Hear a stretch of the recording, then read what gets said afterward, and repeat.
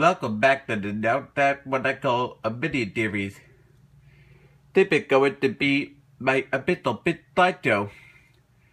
The bit title, I am going to tell you a story of my interview becoming a fan of the Now That what I call music series. It's going to be very fun. You're gonna love it. It's called The History of My Life. I was thinking of doing that. Alright, here we go.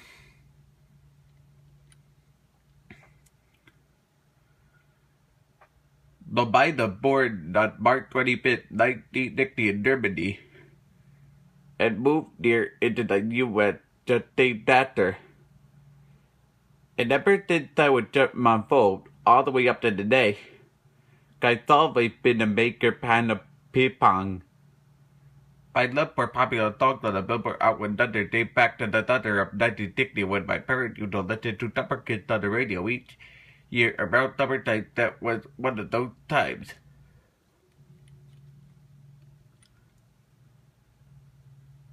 That a year passed, I've been continuing to listen to the radio, either in my bedroom and the car, almost every day, with the exception of the one day I acted a little naughty.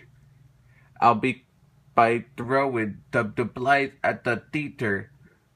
October 5th, 1967, when I was in second grade. The next day, I had to lose radio until after school the next day, October 6th, 1967.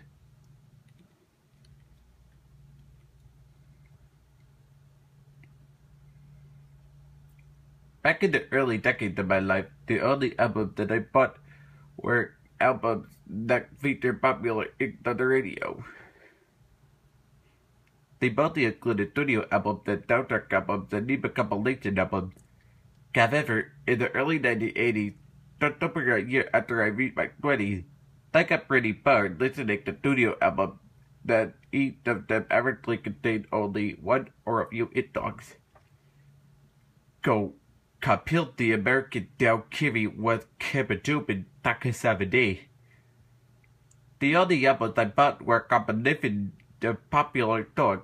They did not count Now That what I call music albums because they did not exist back in the 1980s or most of the 1990s.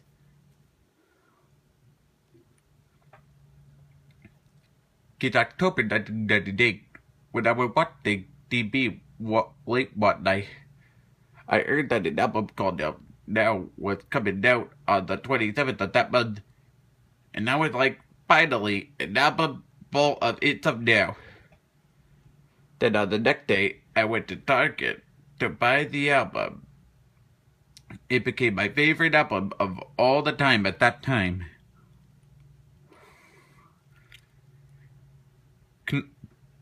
9 months later, I heard that another Now CD was coming out. It was called Now That What I Call Music 2. I bought it from Target as well. And then it tied with Now That What I Call Music 1 and my favorite cop hit album with.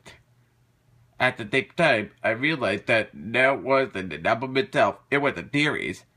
And that is how I became a fan of the Now That What I Call Music series.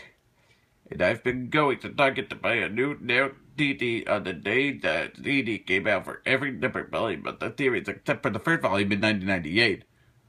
In which I got it on the day after it released, October Kishubei Nakisabade. Can I tell that could be today? Nowadays, I'm listening to the number Now CD with my portable CD player. Anytime I want. I listen to it in bed, in a road trip, when I'm taking exercise, whenever I feel like doing it.